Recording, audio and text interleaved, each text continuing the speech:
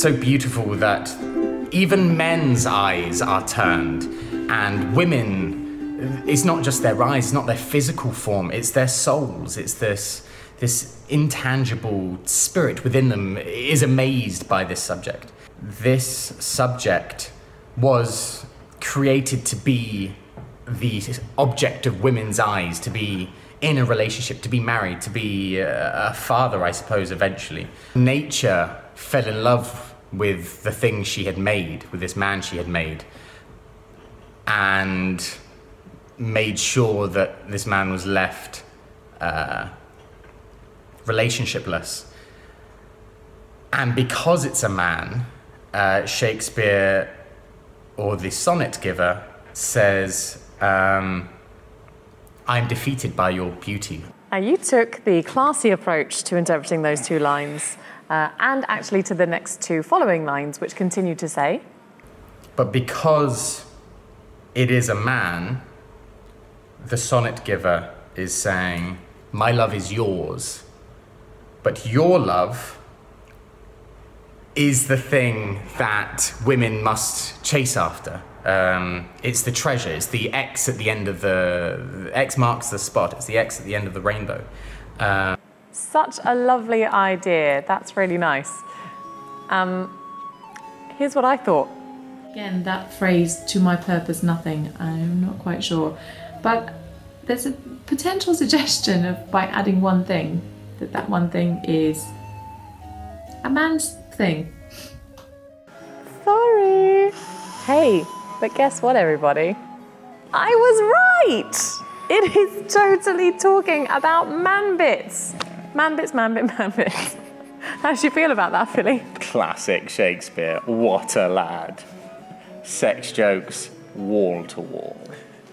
Now, you had a really interesting thought in your initial reading, which was? I believe that in that time, gay relationships were accepted to an extent, but I don't know. I'm lucky that I had your research expertise on hand, because it turns out that in 1533 there was an act passed called the Buggery Act, instated by Henry VIII. It was then repealed and reinstated, and obviously has remained a hot topic in our country until just 50 years ago. But it's also true that even during that time, there were very few convictions under the Buggery Act, and the academic Casey Charles suggests that this could be one of two things. One, that there simply wasn't a gay culture or a gay identity in that time, or the latter being that it was simply more prevalent and more accepted, and there was a different cultural view towards it than we might today have. I think it's also true, and you're more of an expert in this than I am, that a large number of the sonnets are dedicated to the fair youth. Is that right? Yeah, the fair lord, which this is one of the fair lord sequence still. So it's not a procreation sonnet, but it is still within the fair youth chronicles, I keep wanting to call it. And you would have seen in season 1 the slow progression from the straight talking, like, hey, get married and have kids, of the commission of him, Shakespeare doing the job he was asked to do, to slowly little twinklings of thinking this guy is pretty great.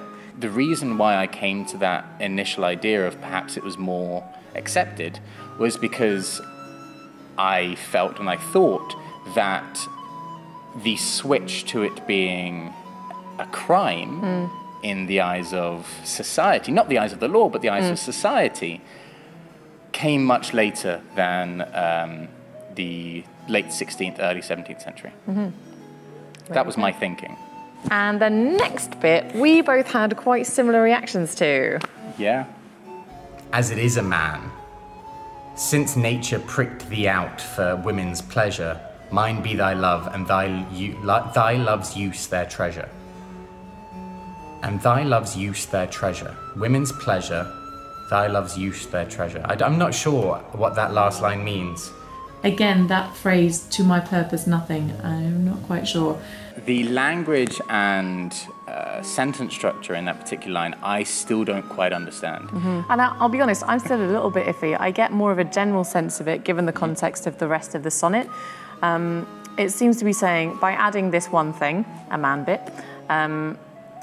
there's now, my purpose towards you is now nothing. It's the suggestion that I can't do anything with you, almost you're useless to me. But it's not that, because he's still very much in love with the guy. Yeah. And this is still quite a loving poem towards the guy.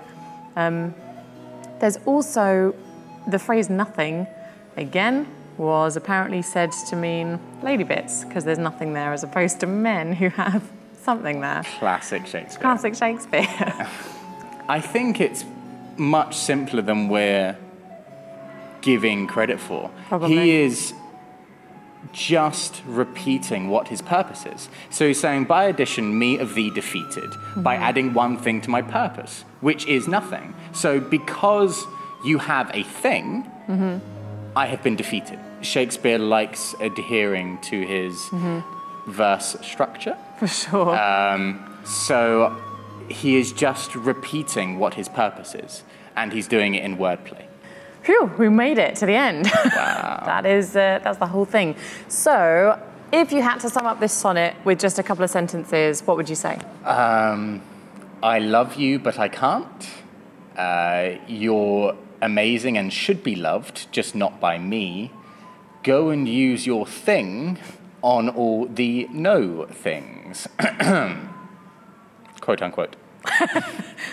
Very nice. Thank you. Now, structurally, there was something very interesting going on in this sonnet that I didn't notice on first reading. Oh, are you referring to the thing that I noticed immediately, which is the feminine endings that are prevalent throughout the sonnet? Yes, Phillipe, I am. Yeah, so every single line ends with a feminine ending, which means that it's unstressed. So normally the iambic goes dee-dum, dee-dum, dee-dum, dee-dum, dee-dum.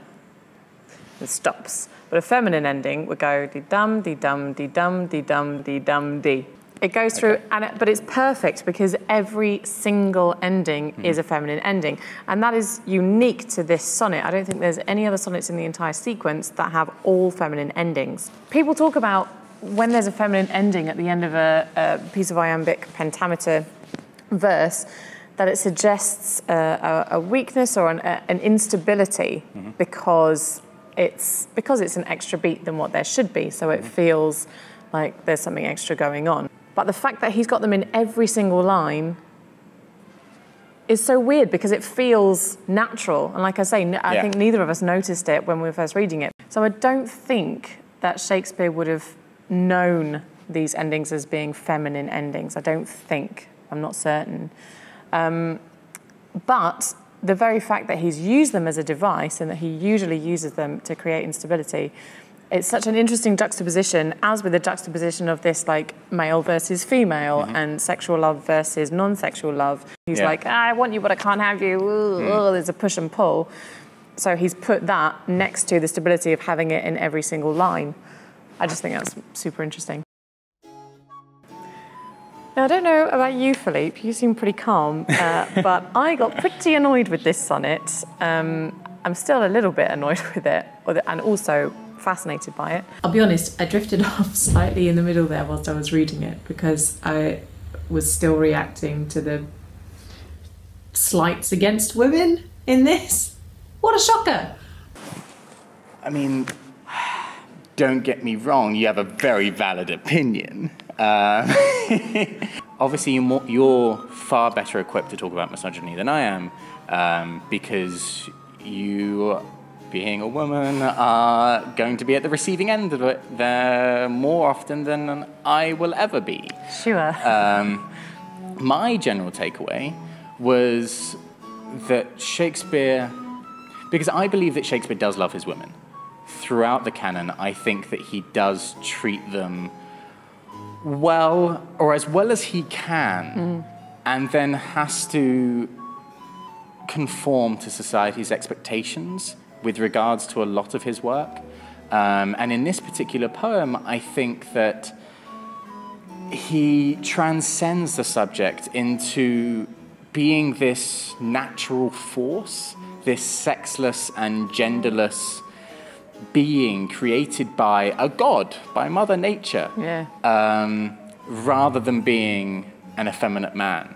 I agree. He writes these amazing women who defy society a lot of the time. They turn around and say, no, I'm not doing that. No, I'm not doing that. I'm going to do what's right instead. And they stand up to people and they do things that are quite feminist, actually, and writes these beautiful speeches for them in his plays. But then, quite often, at the end, they don't say anything and it's down to the men to sort everything out. But also, there's quite a lot of moments, again, in the plays, not just in the sonnets, where some of the things the men are saying about women, you're like, hang on a minute.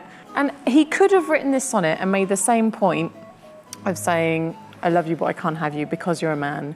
And he could have looked at those bits of gender without having a go at women and saying they're rolling their eyes and they're false. He could have had the same effect without slighting women. And this does pop up more than once in his work. I do think that Shakespeare does this battle wherein he does have society expectations built into his writing. And so when you have, you know, a less false enrolling or lines like that, I don't think that he is exempt from believing that. I don't think that Shakespeare was the one guy in all of 16th century England to believe this. Hashtag not all men. The sonnets are a dialogue, right? It's not just him saying, here is my diatribe, here is my speech to make. I'm going to tell you what I think. He is opening up a dialogue. And like he's saying in the first 16, 17, you should go forth and have kids. And so when you compare that to the plays, as we've just mentioned, and you and I have talked about this in the past, Helena, whom you will be playing, has a lion's share of the lines in A Midsummer Night's Dream. She has an awful lot to say and an awful lot on her mind. And it baffles me, to go slightly off the topic, as to why she is so enamored with Demetrius. Because she is so clever, so witty, so incredibly forthright. And yet, as you say, by the time it reaches Act 5 or even some point in Act 4, she basically shuts up for the rest of the play. Yeah. He was a product of his time, but he was writing things that could be seen as being truthful for all time. And even in today's society, you have women oppressed. You have women portrayed in romantic comedies as being playing hard to get. It is complicated, and I think it's certainly, as you say, he's a product of his time, and it's a reflection on the time rather than him specifically. But it's still, I mean, it doesn't stop me from getting angry. Classic women, am I right? Oh my God. You know. I roll, am I right? So with all that in mind, what ideas have you had for putting this into performance? You and I have discussed this idea of forbidden love, of it being to a man, and being performed by a man, which is why you asked me to be here. One of the important things for me, I think, about putting this into performance is that it's set either in a time or in a place where homosexuality is illegal and causes you to probably fear for your life, in order to, stress that barrier and that difficulty of wanting someone and not being able to have them in this context of them being a man. Unfortunately, as there are a lot of places in the world today where that is still true. I'm immediately called to mind of this idea of there being a literal wall in the way of these two people, or a wall or a fence or something wherein they can still see each other, but it has a crook in it. It is a Pyramus and Thisbe-esque tale, which segues nicely into our later discussion. But I think this idea of there being a physical representation of the societal divide between the two men, between the subject and the speaker, is a really nice way of approaching this particular sonnet. Thank you so much, Phillipe, for coming on and being an honorary sonnet brother. You're very welcome, Jennifer. Thank you for having me. You can see Phillipe's performance of sonnet number 20 on Saturday, so keep your eyes peeled for that. Don't look so scared. Until then, rest ye merry. Goodbye.